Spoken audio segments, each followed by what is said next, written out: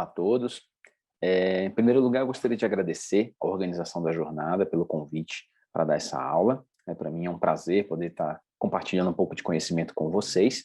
Espero que seja uma aula útil aí para vocês que são acadêmicos e que é um tema que eu acredito ser muito importante, o traumatismo crânioencefálico, o TCE, tá bom? Como que é feito o diagnóstico e o tratamento dessa doença, tá bom?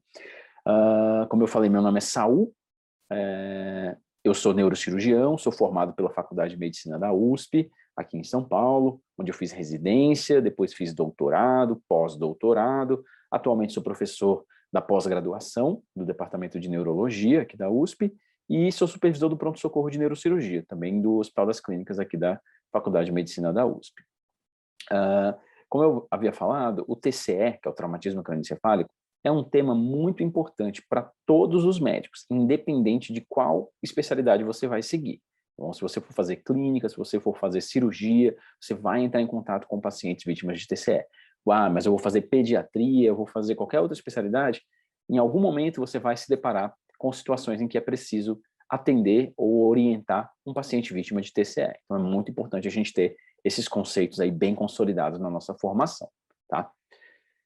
Bom, o traumatismo crânioencefálico, TCE, ele é um problema de saúde pública mundial. E no nosso país, ele na verdade é uma epidemia, né? O traumatismo crânioencefálico é muito comum. Em várias cidades brasileiras existem uma estatística muito elevada aí de número de traumatismo crânioencefálico.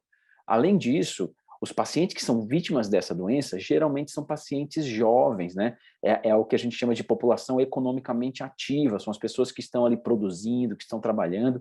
Então, eles vitimam principalmente pacientes em idade produtiva, né? Aqui nesse dado que a gente vê, é um dado até assustador, é a principal causa de morte entre 1 e 44 anos de idade, tá? No mundo. No Brasil, é responsável aí pela morte de mais de 50 mil pessoas por ano, em média. O TCE vitima cerca de 50 mil pessoas, então é um número bem elevado. E quando a gente pensa em TCE, a primeira coisa que a gente tem que vir na nossa mente é escala de Coma de Glasgow, tá? A escala de Coma de Glasgow, ela foi descrita inicialmente para avaliar o nível de consciência nos pacientes que são vítimas de traumatismo crânioencefálico, de TCE. Porém, como ela é uma escala muito fácil de ser aplicada e ela permite a comunicação entre os médicos de uma forma muito objetiva e muito rápida, ela acaba sendo utilizada em outras áreas da medicina. Então, não é incomum você chegar numa UTI, o paciente está sedado, ele não foi vítima de trauma, mas o médico fala, olha, esse paciente está em Glasgow 3. Ou um paciente vítima de AVC, por exemplo, esse paciente está em Glasgow 10. Então, é uma forma muito fácil de comunicação entre os médicos que permite que o médico tenha ideia de como está o nível de consciência do paciente baseado apenas nesse número, né, que vai de 3 a 15, tá bom? A escala ela foi descrita inicialmente para o trauma, mas ela acaba sendo utilizada em outras áreas aí do nosso conhecimento. Então vamos lá, vamos tentar entender um pouco dessa escala, como que ela é calculada, como que a gente aplica, tá bom? Para tentar tirar todas as dúvidas, tá? Como eu expliquei, a escala de Coma de Glasgow, ela mede o nível de consciência, tá? Isso é um ponto mais importante da escala. Ela não mede déficit neurológico, ela não mede a capacidade do paciente se movimentar ou a capacidade do paciente falar. O que a gente quer avaliar nessa escala é o nível de consciência, o quanto que o nosso paciente está consciente após o trauma, tá bom? E a gente avalia 3 itens quando vai aplicar a escala de Coma de Glasgow, tá? Abertura ocular, resposta verbal e resposta motora, tá? Então, uma forma de memorizar, né, a escala de Coma de Glasgow, eu gosto de pensar assim, né? Olho, boca e movimento, tá bom? Olho, que é abertura ocular, vale até 4 pontos, resposta verbal vale até 5 pontos e resposta motora vale até 6 pontos. Se a gente somar esses números, a gente vai ter um máximo de 15 pontos na escala de Coma de Glasgow. E o mínimo que cada um desses itens pode ganhar é 1, tá? Então, abertura ocular pode ganhar no mínimo 1 ponto, resposta verbal pode ganhar no mínimo 1 ponto e resposta motora pode ganhar no mínimo 1 ponto. Então, o mínimo que um paciente pode estar na escala de Coma de Glasgow é 3, tá bom? O paciente em Glasgow 3, ele está num nível de consciência mais baixo da escala de Coma de Glasgow, tá bom? Então vamos lá, vamos entender um pouquinho como que é aplicado cada um desses critérios, tá? O primeiro item que a gente avalia é abertura ocular. Paciente que tem abertura ocular espontânea, quando você vai avaliar o paciente, ele está com o olhão aberto, lá está com abertura ocular espontânea, ele ganha 4 pontos, tá bom? Quando o paciente está sonolento, né? Ou seja, você precisa chamar ele, você precisa fazer um estímulo sonoro, precisa chamar ele pelo nome, precisa chamar ele para ele poder abrir os olhos. Esse paciente estava sonolento, mas ele consegue abrir os olhos depois do chamado. Então, ele ganha 3 pontos, tá bom? Então, se ele tem abertura ocular espontânea, ele ganha 4. Se ele estava de olho fechado, você chama e ele abre o olho, ele ganha 3. E se mesmo chamando o paciente não abre o olho, você precisa fazer um estímulo doloroso para ele abrir o olho, aí ele ganha 2 pontos, tá? Então, o paciente está lá de olhão aberto, espontâneo, 4 pontos. Se você precisa chamar ele para ele abrir o olho, 3 pontos. Faz um estímulo doloroso, ele abre o olho, 2 pontos. E se mesmo fazendo estímulo doloroso, o paciente não abre os olhos, aí ele ganha 1 ponto na escala de coma de Glasgow, tá? Ele não apresenta resposta na abertura ocular, tá bom? Na resposta verbal, então lembrando, olho vale 4, resposta verbal vale 5, tá? Então o máximo que a gente pode ganhar na resposta verbal são 5 pontos. Para ganhar 5 pontos, o paciente tem que estar filosofando. Eu gosto de usar esse termo porque o paciente ele tem que estar completamente consciente e orientado. Ele tem que saber onde ele está, ele tem que saber que dia é hoje, ele tem que saber o que aconteceu, ele tem que saber quem são as pessoas que estão em volta, ele tem que saber tudo que se passa no entorno dele, né? Então, é um paciente que tem que estar completamente consciente e orientado. Não é um paciente que está falando espontaneamente. Isso não quer dizer que ele vai ganhar 5 pontos. O conteúdo da fala precisa estar adequado. Ele não pode errar que dia é hoje, ele não pode, por exemplo, não saber onde ele está, tá bom? Então, para pontuar os 5 pontos na resposta verbal, ele tem que ter um conteúdo da fala adequado. Ele tem que estar filosofando. Essa é uma forma de lembrar. Então, se ele está respondendo todas as suas perguntas, se ele está consciente e orientado, ele ganha 5 pontos. Se ele errou alguma das perguntas, ele não sabe que dia é hoje, ele sabe o que aconteceu, mas não sabe o nome das pessoas, se ele tem algum tipo de confusão, a gente classifica ele como confuso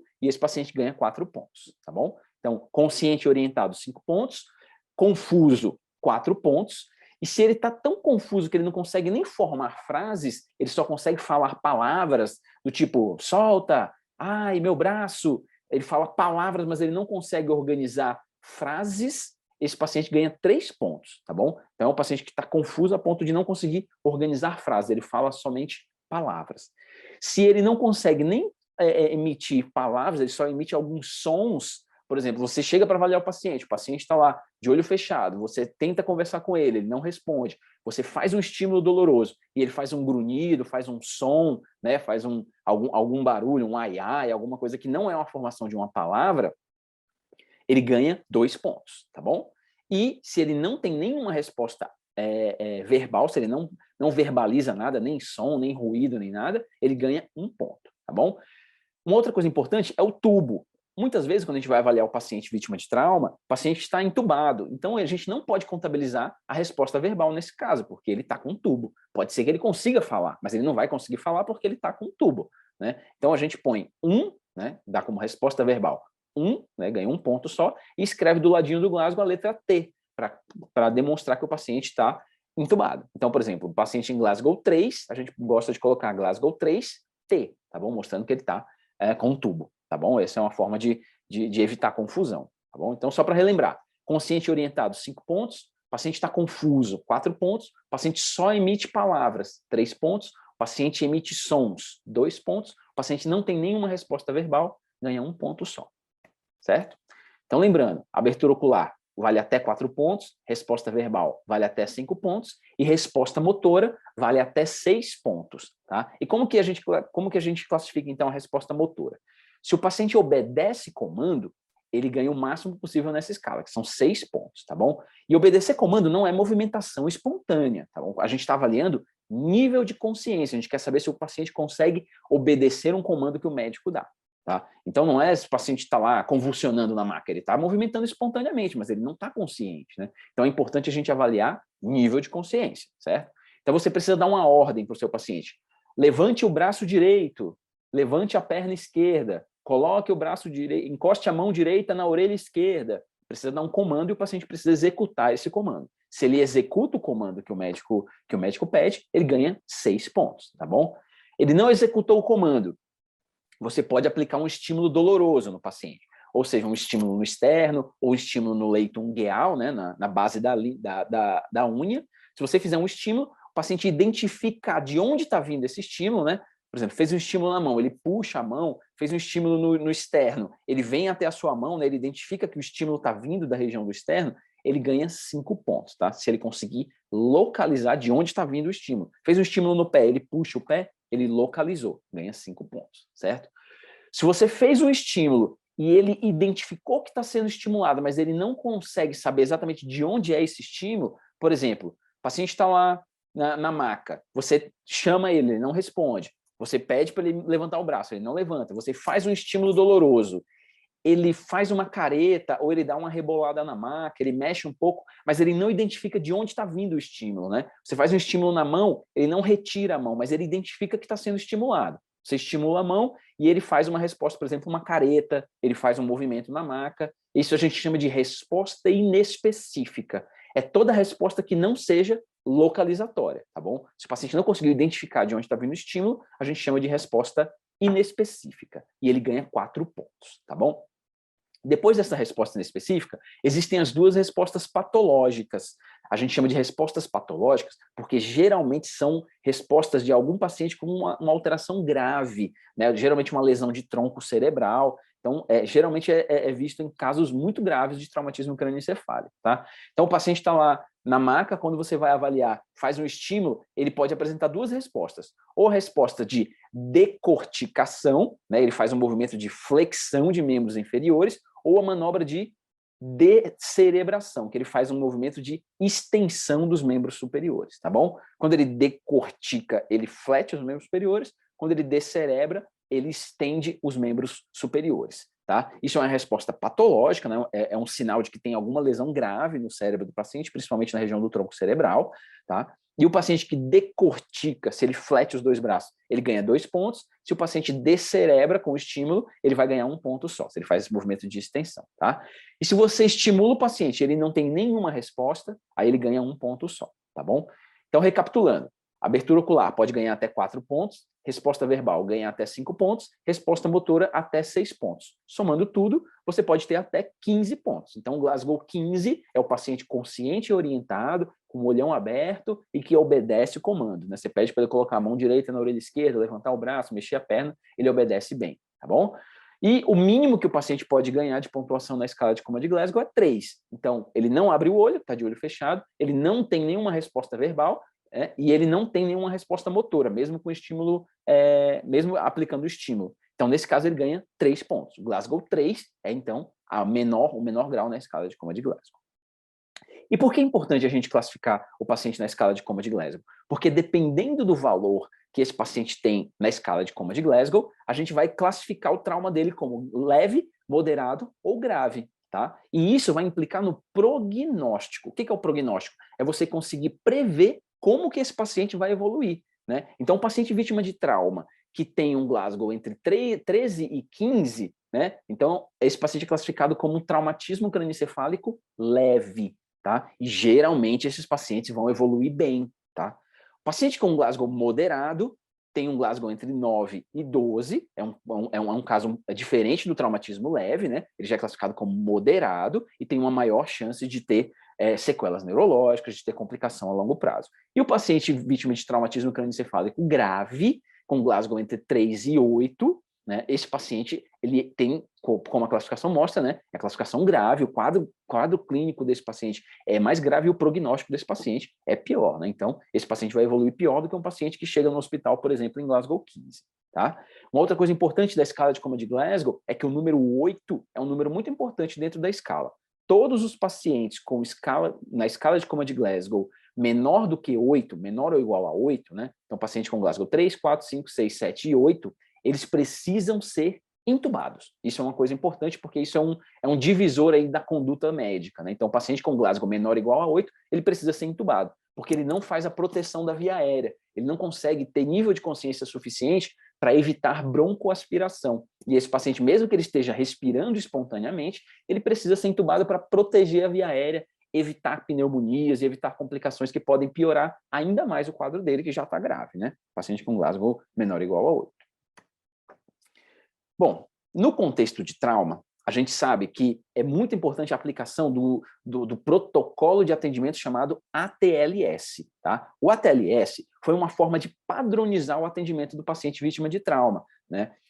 Todo médico, quando se depara num quadro de traumatismo crânioencefálico ou de trauma em geral, ele precisa aplicar as diretrizes do ATLS, que isso vai padronizar o atendimento, vai evitar que o médico tome condutas inadequadas, né, ou acabe pulando uma etapa. Por exemplo, o paciente chega com traumatismo crânioencefálico grave, você vai avaliar a parte neurológica antes de avaliar a parte da via aérea ou a parte da circulação sanguínea, e o paciente pode morrer por insuficiência respiratória, por exemplo, enquanto você está avaliando a parte neurológica. Então, existe uma escala, uma classificação aí, que é o famoso ABCDE, que você precisa avaliar via aérea, respiração, circulação, e só depois a gente vai avaliar a parte neurológica, que é na letra D da ATLS, tá bom? Dentro da letra D do ATLS, quando a gente vai avaliar o traumatismo crânioencefálico, né, eu como neurocirurgião, a gente basicamente procura por 3 coisas. A gente calcula o Glasgow do paciente, já ensinei a vocês como faz esse cálculo, né? A gente calcula o Glasgow do paciente, que isso vai predizer o prognóstico do paciente, vai orientar a minha conduta, né? Então é muito importante o cálculo da escala de coma de Glasgow. Uma outra coisa que a gente observa é a pupila dos pacientes, tá bom? Principalmente o reflexo fotomotor. A gente vai lá avaliar um paciente que está em coma, acabou de chegar no hospital vítima de trauma. Eu abro o olho do paciente e ele tem uma anisocoria. O que quer dizer isso? Uma pupila está maior do que a outra. Quando a gente tem uma pupila maior do que a outra, isso pode significar uma compressão do meu tronco cerebral, da região do nervo chamado oculomotor, que é o nervo que controla a minha pupila. Então, se eu tenho, por exemplo, um hematoma do lado direito do meu cérebro, comprimindo o tronco cerebral, comprimindo o nervo oculomotor do lado direito, a minha pupila direita vai ficar dilatada e a minha pupila esquerda vai ficar no tamanho normal. E quando eu emitir um estímulo luminoso, essa pupila não vai contrair, ela fica de um tamanho fixo, tá bom? Então, a ausência do reflexo fotomotor, né, nessa anisocoria, que a gente chama, são pupilas de tamanhos diferentes, anisocoria, esse é o termo, isso é um sinal de gravidade num paciente vítima de trauma. Pode significar que esse paciente está com um hematoma, com hipertensão intracraniana ou com alguma lesão grave e precisa ser realizada uma tomografia com urgência, tá bom? Então, a gente avalia Glasgow, a gente avalia a pupila e avalia se o paciente tem algum déficit neurológico. Tá? E como que é feita essa avaliação? Geralmente a gente pede para o paciente fazer um movimento, levantar os braços, movimentar as pernas, faz um exame de sensibilidade superficial, ver se ele tem algum déficit sensitivo ou motor. Isso de forma muito objetiva, muito sucinta, porque é o seu atendimento inicial, tá bom? Você está ali na cena do acidente ou está ali no primeiro atendimento na sala de emergência, né? Precisa ser sucinto, precisa ser objetivo. Glasgow, pupila e déficit neurológico. No segundo momento, na reavaliação do ATLS, você pode realizar um exame neurológico mais complexo, fazer manobras do exame neurológico da propedêutica, Mingazini, Romberg, você pode fazer todas as manobras que você tem aprendido. No primeiro momento, você precisa ser objetivo e focado. Glasgow, pupila e déficit são as informações que o neurocirurgião busca no atendimento inicial do paciente, tá bom? Na letra E do ATLS, então a gente lembra, A, B, C, D, E, são 5 passos aí do ATLS. Na letra E existe a exposição, a gente vai olhar o paciente de cima a baixo para ver se tem algum sinal de lesão mais grave, né? E nessa hora a gente vai avaliar se o paciente tem saída de líquor pelo nariz ou pelo ouvido, se ele tem hematomas, se ele tem sinais de fratura da base do crânio, como por exemplo o sinal do guaxinim, ou hematomas retroauriculares, né? Se tem alguma exposição de massa encefálica, por exemplo, a gente vai avaliar a respiração do paciente, tá bom? Uma outra coisa que pode ser feito ainda, que também faz parte do exame neurológico, o toque retal, né? O toque retal, que é feito para avaliar sangramento, para avaliar presença de espícula óssea, ele também serve para ver a resposta esfincteriana, né? Se o tônus do esfíncter do paciente está adequado, que isso pode indicar uma lesão, por exemplo, um traumatismo raquimedular, tá bom? TRM significa isso, traumatismo raquimedular.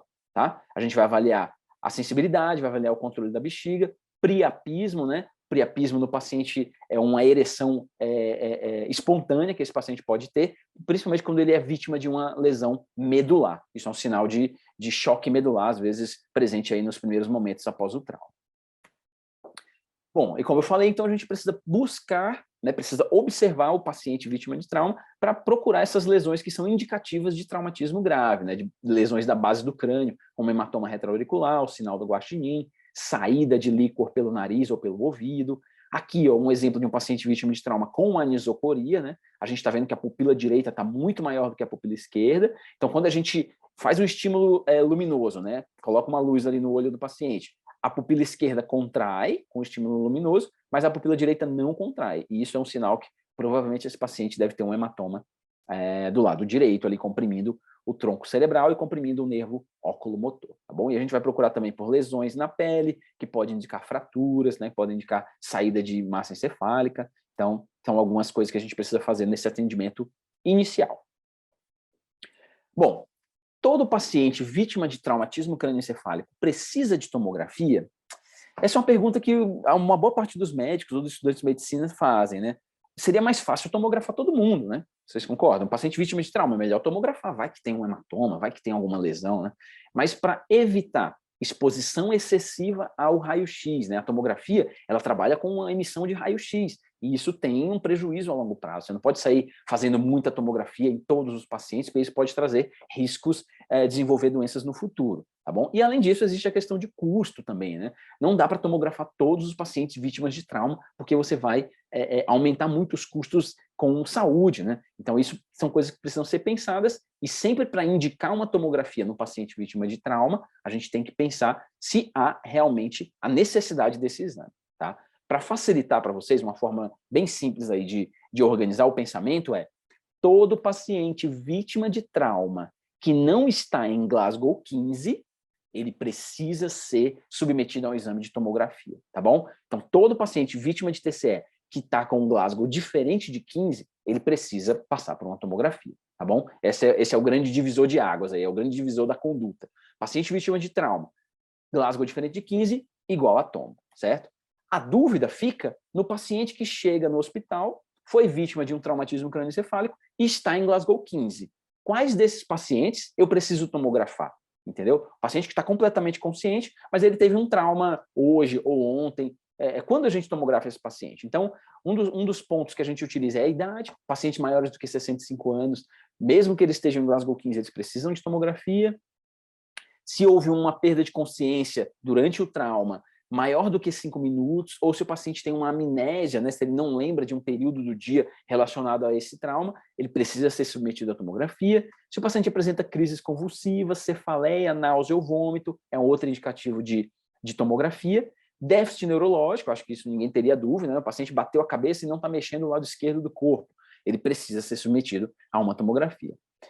Se existe suspeita de fratura, então sinais de fratura de base de crânio, né, como a gente já viu, sinal do guaxinim, hematoma retroauricular, saída de líquor pelo nariz ou pelo ouvido, trauma penetrante, eu acho que ninguém tem dúvida, né, o paciente chega com uma flecha transfixante aí na cabeça, precisa tomografar, tá bom? Todo paciente que usa anticoagulante, alguma medicação que predispõe a sangramento, AS, Marevan, todos esses outros anticoagulantes mais modernos, paciente que foi vítima de trauma em uso dessas medicações precisa tomografar, tá bom? E um outro critério que a gente utiliza é a alta energia, né? São traumas de alta energia, atropelamento, trauma com morte na cena, queda de altura, tudo isso são indicativos de tomografia no paciente, mesmo que ele esteja em Glasgow 15, tá bom?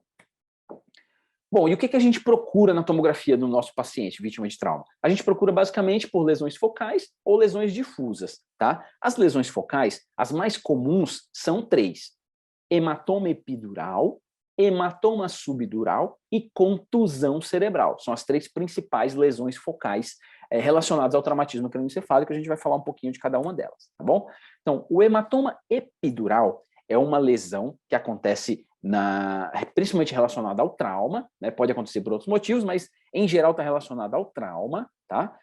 Geralmente é um impacto direto, então o paciente sofre um impacto na lateral da cabeça, faz uma fratura do crânio e essa espícula óssea que é formada nessa fratura lesa uma artéria que irriga a nossa meninge, tá bom? A meninge é uma membrana que recobre o cérebro, ela fica abaixo do osso. Então, se eu tenho um trauma, fraturo o meu osso, e esse osso, essa espícula óssea, perfura essa artéria que irriga a meninge, chamada de artéria meningea média, eu posso ter a formação de um hematoma epidural. Tá? É sinônimo de hematoma extradural também, é a mesma coisa. Só que eu acho o epidural é o termo mais correto, tá bom? Então, se você tiver uma lesão da artéria meningea média, você pode ter um sangramento E esse sangramento ele fica contido entre o osso e essa membrana que eu falei, que chama meninge, tá bom? Que é a membrana que recobre o cérebro. Então, ele é um hematoma extracerebral, ele não é dentro do cérebro. Ele é dentro do crânio, ele é acima da meninge, mas ele não é dentro do cérebro, chamado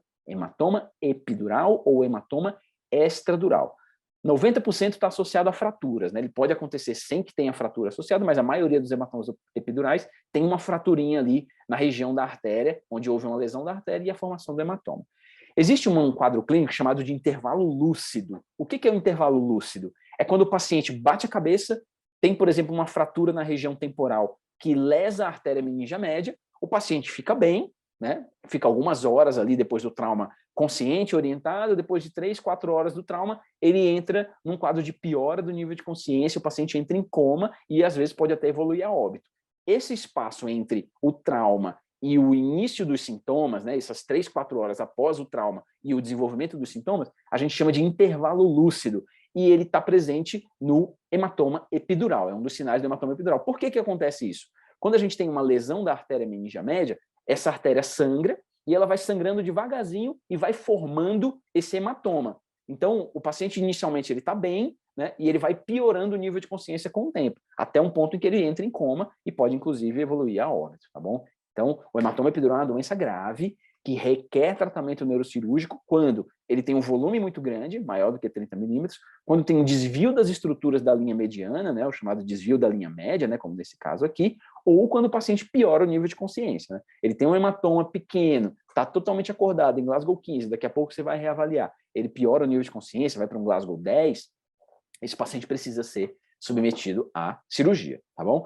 Todos esses pacientes vítimas de trauma com alteração na tomografia devem ficar no ambiente de UTI e você precisa fazer algumas medidas clínicas para tentar reduzir a pressão intracraniana, tá? Aqui nesse exemplo, a gente tem aqui uma imagem de um hematoma epidural, tá bom? Essa imagem aqui branca é o sangue, né? O sangue, ele tem esse aspecto aqui na fase aguda, na tomografia, e ela está contida pela membrana que eu falei para vocês, que chama meninge, né? O sangue, ele está entre o osso e a meninge, e ele tem esse formato aqui, tá bom? Que a gente chama de lente biconvexa, tá bom? Lente biconvexa, esse é o formato do hematoma epidural. Aqui no desenho a gente tem, então, no detalhe, o osso, a membrana que fica por baixo do osso, chamada meninge, e a artéria que irriga essa membrana. E aqui embaixo a gente vê, então, o hematoma epidural, ou também chamado de hematoma extradural.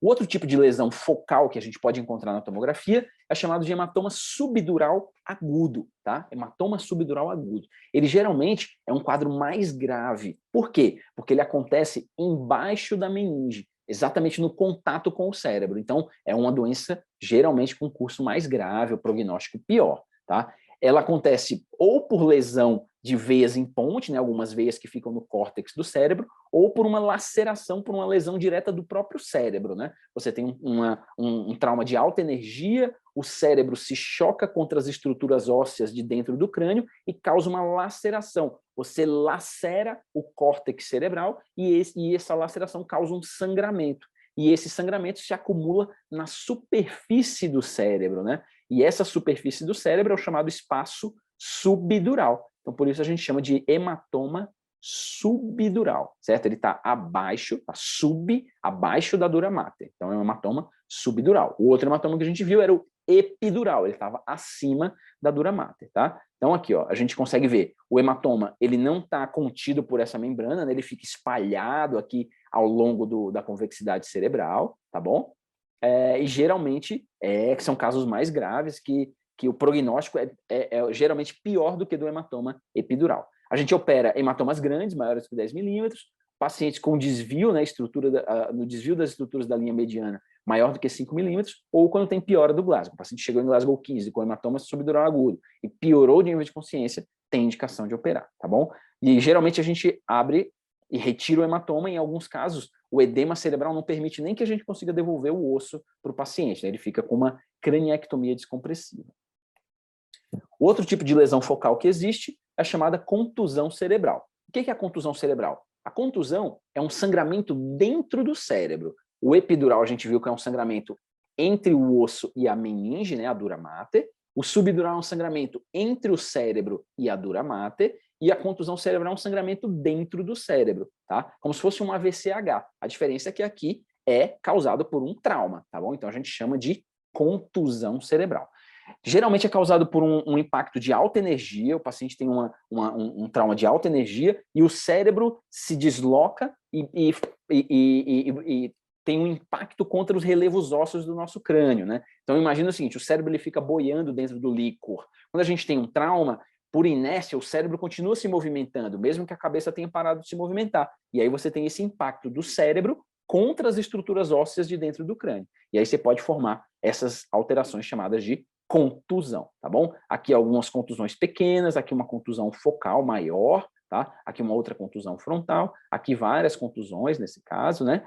E geralmente a lesão chamada de contusão, ela é uma lesão que a gente chama de dinâmica, tá? No trauma, inicialmente, você pode ter uma contusão pequenininha na tomografia inicial. Depois de algumas horas, você repete essa tomografia, por conta do processo inflamatório que essa contusão causa, ela pode progredir, pode aumentar, pode dobrar, pode triplicar de tamanho. E aí, às vezes, precisa ser operado. Tá? Então, no caso, essa contusão com volume grande, no paciente com alteração do nível de consciência e com desvio das estruturas da linha mediana, a gente geralmente opta pelo tratamento cirúrgico, que é remover a contusão, tá bom? A gente abre, aspira todo o sangue, todo o cérebro contuso, tá bom? E controla o sangramento.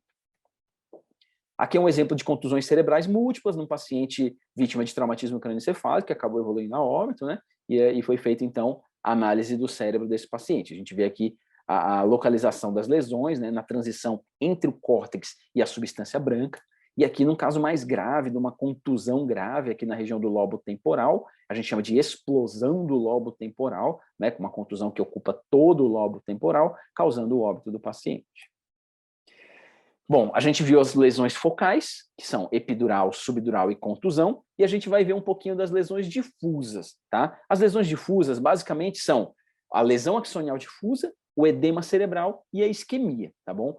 De mais importante aqui, que eu acho que vale a pena a gente, como acadêmico, aprender um pouquinho, é a lesão axonial difusa, que a gente chama de LAD, tá? Essa é a sigla que a gente utiliza para descrever essa lesão.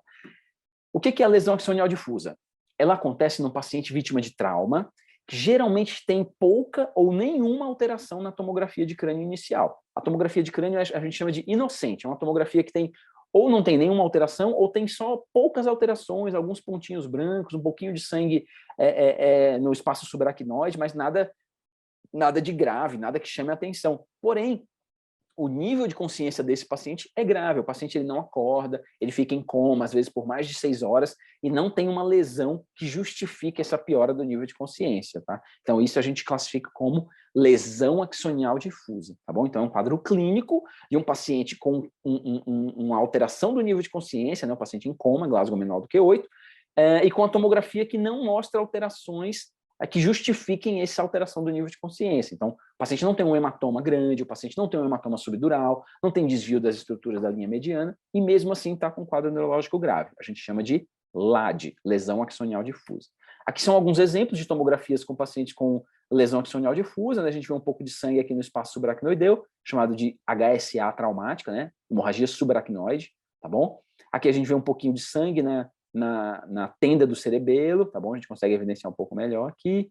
Pequenas contusões, tá vendo? Pequenas contusões paramedianas, né? Nos hemisférios cerebrais. Aqui um pouquinho de sangue dentro dos ventrículos. Pequenas contusões, pequenas contusões. Isso são pequenas lesões visíveis na tomografia que não justificariam a alteração do nível de consciência desse paciente. Então, um paciente vítima de trauma, está em coma, e a tomografia mostra esses pequenos achados, a gente pode classificar esse paciente como lesão axonial difusa, ou LAD. Tá bom?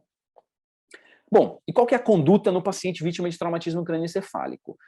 Em geral, o paciente vítima de traumatismo crânioencefálico, a gente vai definir, primeiro, ele precisa fazer tomo ou não, certo? A gente já aprendeu. Glasgow menor do que 15, tomo. Glasgow 15, com aquelas outras alterações, cefaleia, náusea e vômito, epilepsia, perda de consciência na cena, toma medicação anticoagulante, ele vai para a tomografia. E aí você vai avaliar. Se a tomografia está normal e o paciente está em Glasgow 15, não tem nenhum déficit neurológico, esse paciente ele pode receber alta e ficar em observação domiciliar. né? Você orienta nas próximas 24 horas, caso ele tenha algum sintoma, náusea, vômito, dor de cabeça, qualquer sintoma mais grave, né? Ele precisa voltar ao pronto-socorro, tá?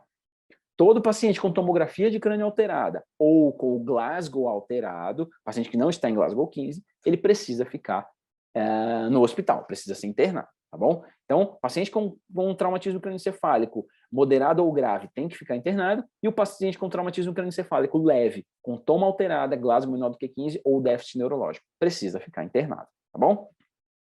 E, além disso, não adianta só internar o paciente vítima de trauma grave. Você precisa tratar a causa da alteração do nível de consciência, né? O paciente está em coma com hematoma epidural, você precisa operar. Tá? Não adianta medicação, a gente não tem um tratamento medicamentoso para o traumatismo crânioencefálico que seja eficiente. Então, a gente precisa operar.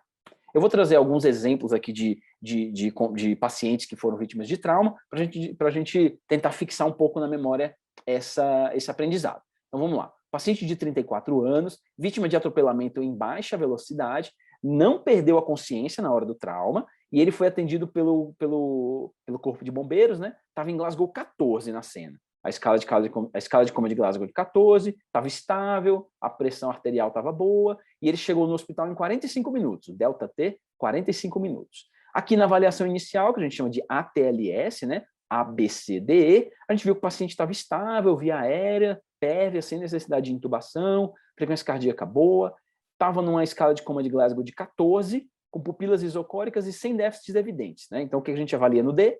Glasgow, pupila e déficit, tá bom? Então, Glasgow 14, pupilas isocóricas e fotorreativas, sem déficits evidentes. E tinha algumas escoriações no joelho e tornozelo.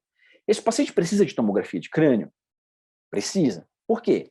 Porque o Glasgow dele está diferente de 15, tá bom? É um paciente vítima de trauma com Glasgow diferente de 15. Ele precisa ser tomografado. Ele foi, então, submetido à tomografia e essa era a tomografia do paciente. Vocês conseguem ver alguma alteração?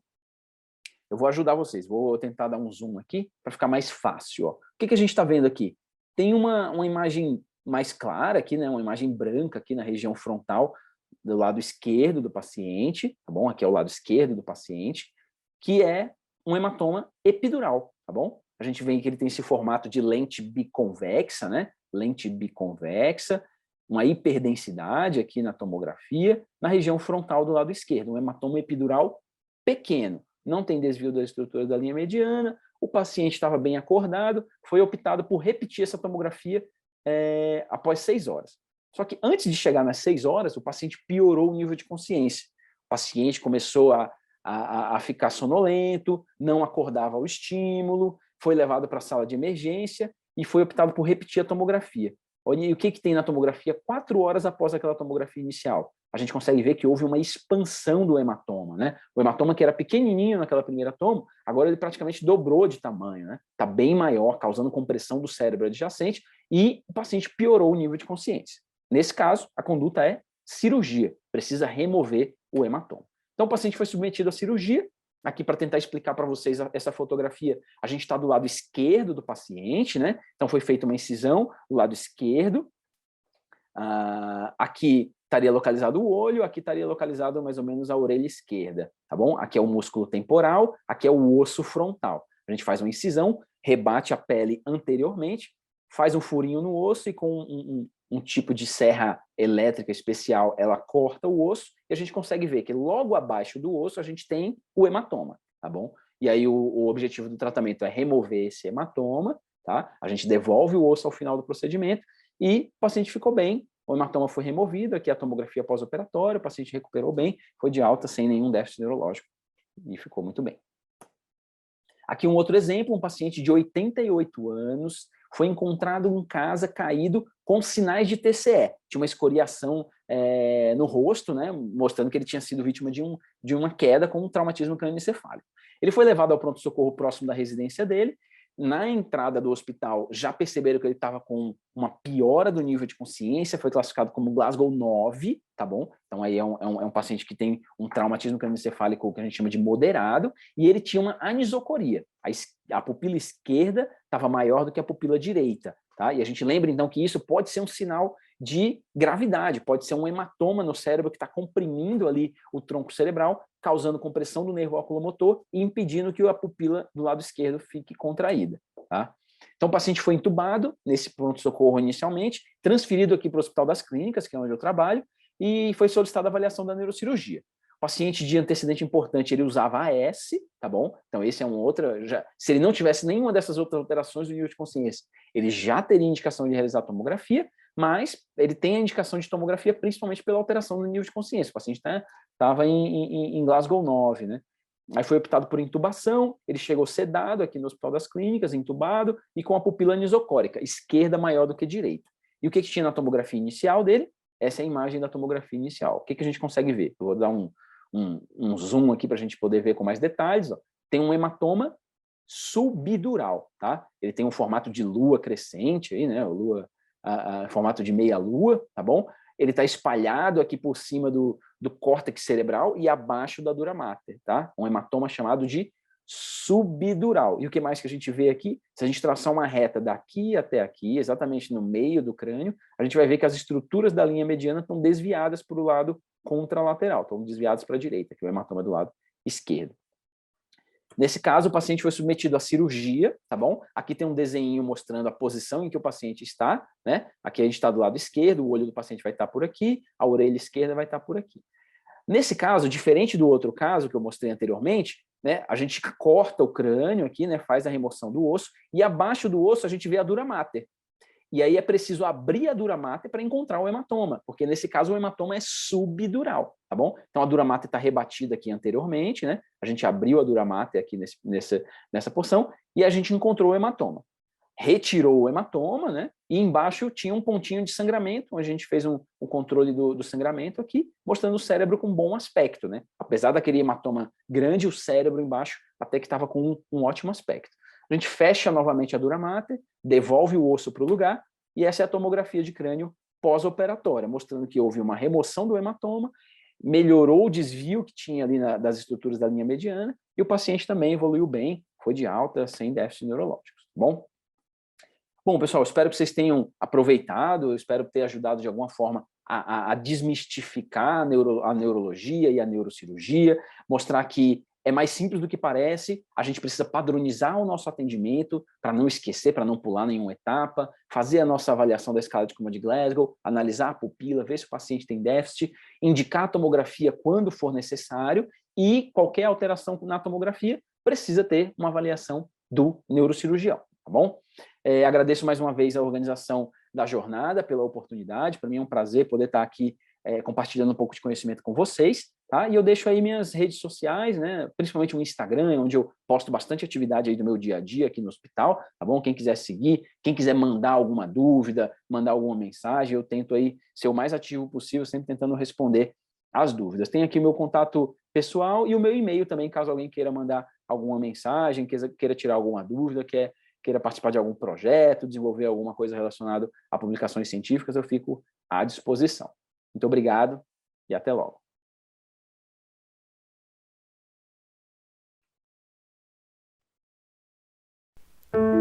Toda história tem início a partir de um sonho. A minha começou com o sonho de meu pai. E começou antiga, lá para os anos de 70. Meu pai vislumbrou um futuro, um lugar para formar médicos de qualidade em prol da saúde e bem-estar da população. E então, eu nasci. Foi um dia ensolarado, de 1 de abril em 1971, em Barbacena, a terra das rosas, no meio das vertentes. No meu nascimento, tive visita até de ministros do governo, mas como todo bebê, ainda era muito dependente e não tinha o meu próprio lugar. Por isso, comecei na escola agrícola. Fiquei ali, no início, e de repente surgiram meus primeiros filhos. Eles que vieram lá do Maranhão e me deram o início e primeiro de muitos orgulhos dessa jornada. E aos poucos eu ia vendo os meus filhos crescerem, e mais filhos chegando a cada ano. Logo, minha casa ficou pequena e eu precisava de um espaço maior para tantos filhos, e também para dar conforto para os meus professores, que os instruíam e contribuíam para a sua formação. E fui crescendo, e em 1979 fui para o centro de Barbacena. Corredores e prédios brancos, estava eu, novinha em folha e pronta para ajudar a formar mais e mais filhos. E mais uma vez estava eu, famosa. Quem projetou uma de minhas partes era o meu amigo de longa data, Bogliolo. Depois disso, cada vez mais meus filhos iam chegando. E, obviamente, eu precisava de alguém que ajudasse a cuidar deles e a cuidar também de mim. E os meus funcionários foram chegando e dando mais vida à nossa família. Eles, que todos os dias vivem por garantir o meu bom funcionamento e que todos os meus filhos e professores consigam aprender e crescer como profissionais. E como falar de aprendizado sem citar as minhas salas de aula?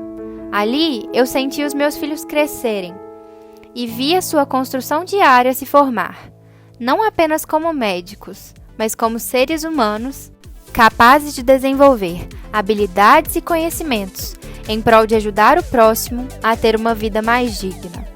E nas minhas salas e auditórios, vi tantos mestres passarem e me recordo de vários deles, que emocionaram e tocaram os alunos de diversas maneiras.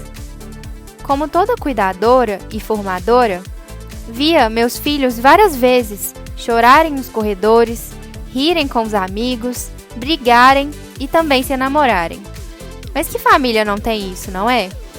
Quando eles vão para as festas, eventos esportivos, se divertem, vemos a alegria tomar conta da faculdade. Minhas provas e trabalhos não são fáceis e sempre cobro muito de todos eles, fazendo da faculdade também um espaço de disciplina, excelência e grande aprendizado. Mas convenhamos, mexer com a saúde humana não é para qualquer um. E então, chegou 2020. De repente, vi o mundo mudar, rapidamente. De uma hora para outra, todos os meus filhos foram embora. Não havia vozes, nem risos, nem choros. Um completo silêncio. Fiquei assim por meses e fui seguindo, firme e forte, mas sem entender o que me dava essa força. E depois fui perceber que o motivo de passar por cada momento difícil e pelos alegres também eram vocês que me faziam seguir e ter força. Porque em cada coração bate uma esperança por dias melhores e um amor por nossa família. Esse ano eu vou comemorar 50 anos. Achei que iria comemorar sozinha, mas a dedicação da equipe, que sempre cuida de mim e dos meus filhos, dos professores que não desistem nunca de passar uma boa formação e, obviamente, da garra dos meus filhos em se fazer cumprir o sonho deles, já é o meu maior presente.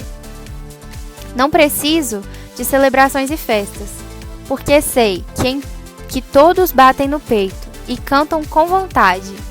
Barbacena, Barbacena, você é meu bem-querer.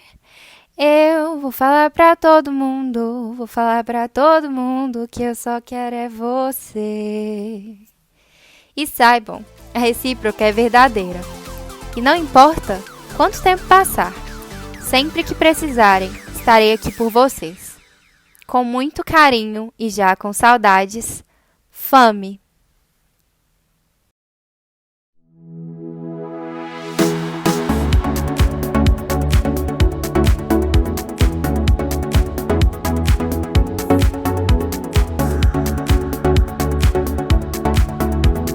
Ei, você estudante, já está sabendo da novidade?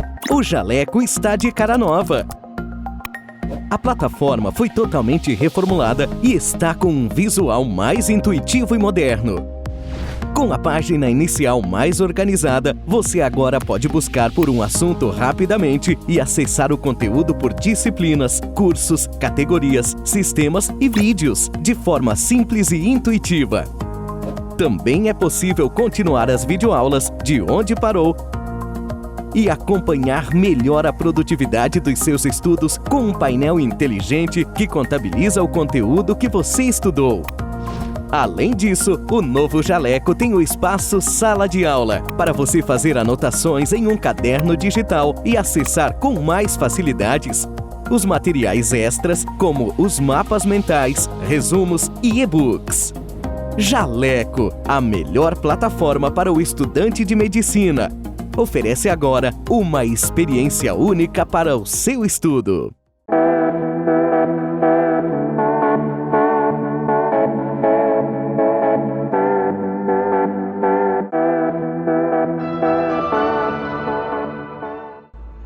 It's true that trilingual students learn faster than others, and why?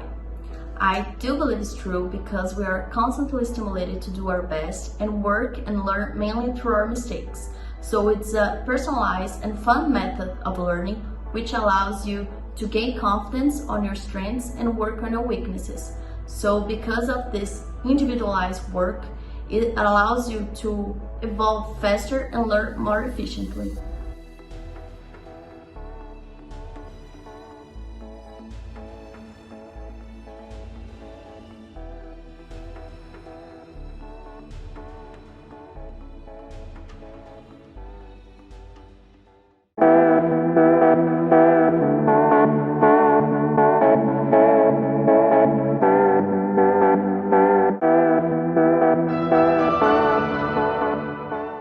If I would recommend Trilingue Language School to a friend, and why? Well, I have been doing the CAE preparation for about 3 months now, and one of the things that I like the most is that we were able to have a closer approach on the learning process, a more personal approach on it. And it for me happens because of the individual online classes and because of the weekly program of exercises that we have to do. So yes, I would recommend to my friends, as I already did.